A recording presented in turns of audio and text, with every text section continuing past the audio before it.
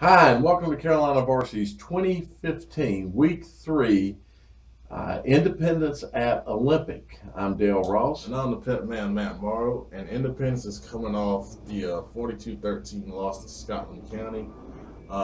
They got down 28-0, cut it to 28-13. Had a chance to make it 28-20, but couldn't convert on the touchdown pass. And then Scotland kind of took over from there. The good thing for Independence is they've got Olympic now, and they got a chance to really work on some things that, have kind of been an issue in their first couple of games. Right. I hate to say it, but I think this is a workout game for Independence. They can get a little bit of a push from another team and work on the things that they need to work on.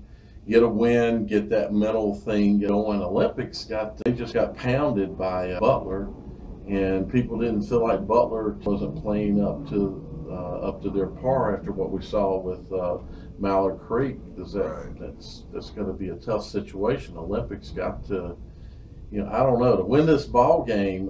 From what I saw from Independence against Mallard Creek, Independence played tough at the first of that ball game.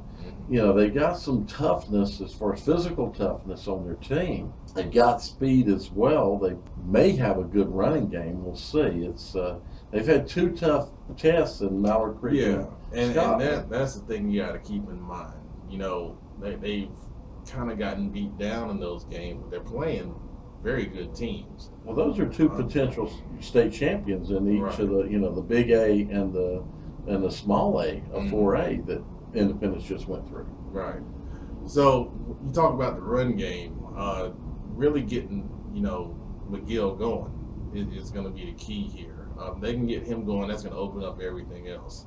Scotland, forced Independence to throw the ball.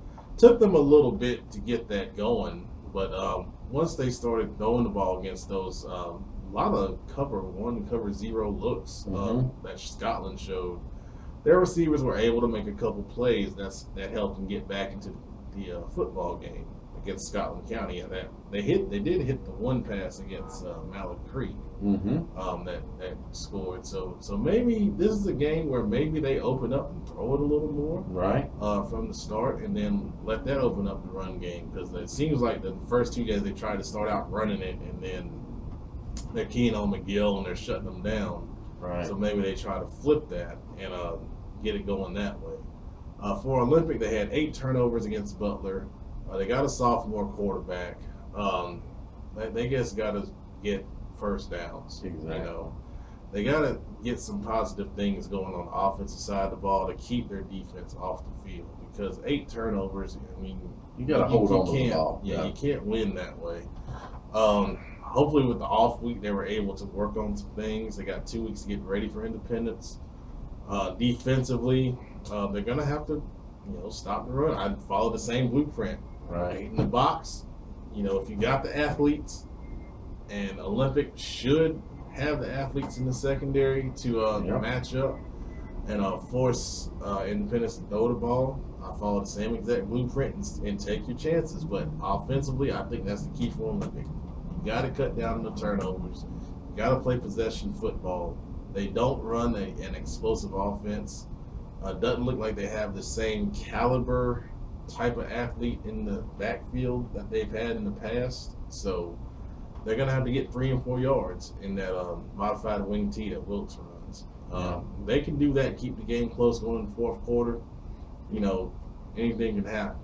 But you gotta give Independence the lean. You gotta give them the lane. I think the keys for Olympic is going to be cut down on mistakes, period. And that's of course obviously holding on to the ball. I'm sure some team has won by turning the ball over 8 times, but that's not going to happen against good teams, and it's going to be rare that you're going to win. And also, you got to cut down on the penalties.